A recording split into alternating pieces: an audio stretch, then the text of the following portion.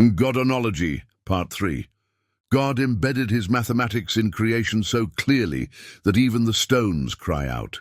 The heavens declare his glory, not in riddles but in rhythms we were meant to recognize, receptive, unfolding, infinite. When becomes two, two joins one to make three, and on it goes.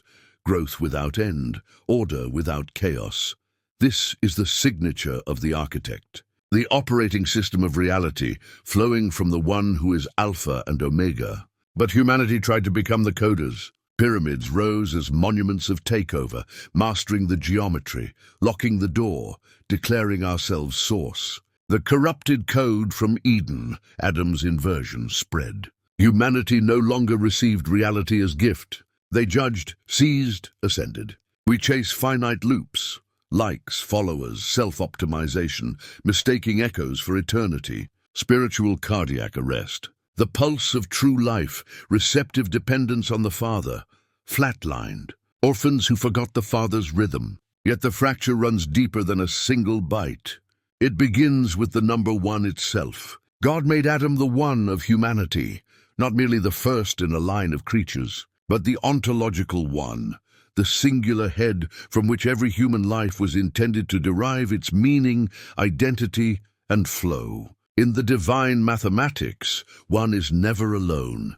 It is the originating unity that opens to multiplicity while remaining rooted in perfect dependence on the true one. The Father is the eternal one, self-existent, uncaused, infinite. Adam was made to be the creaturely one, derived, caused, finite, yet crowned with delegated glory as the Godhead of this created reality. Everything Adam was and did flowed from the giver. He did not generate his own existence. God breathed it into him. He did not invent his purpose. God spoke it over him. He did not earn his dominion. God bestowed it as pure gift. Be fruitful and multiply. Fill the earth and subdue it. Genesis 1:28. Even his solitude before Eve was divine set up, God saying, "It is not good for the man to be alone." Then bringing the animals for naming and forming the woman from his side. Every moment screamed, "You are one because I am your source." Your headship is received, not seized.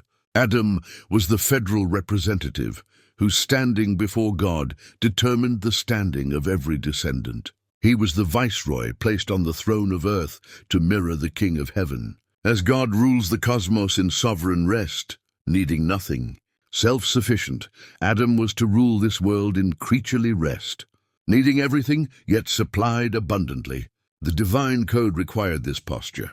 An Adam receiving from God opens to two, union with Eve, to three, Trinity family, to infinity, nations filling the earth in God's image. Every expansion was meant to be an explosion of received glory, not self-generated power.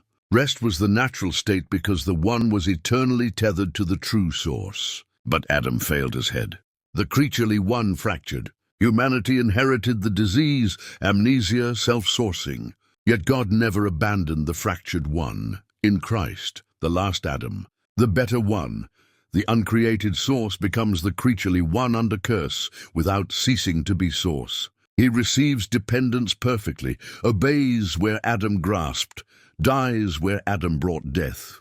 As in Adam all die, so in Christ shall all be made alive. 1 Corinthians 15:22. By one man's disobedience the many were made sinners, so by one man's obedience the many will be made righteous. Romans 5:19. Jesus replaces the fractured one. He restarts the code.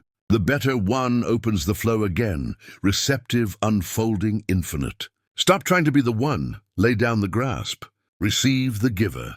In Christ, the orphan ache ends. The pulse returns. The divine code is still running, from the one who codes without consumption, who wills without need. He is with you always. Like and subscribe.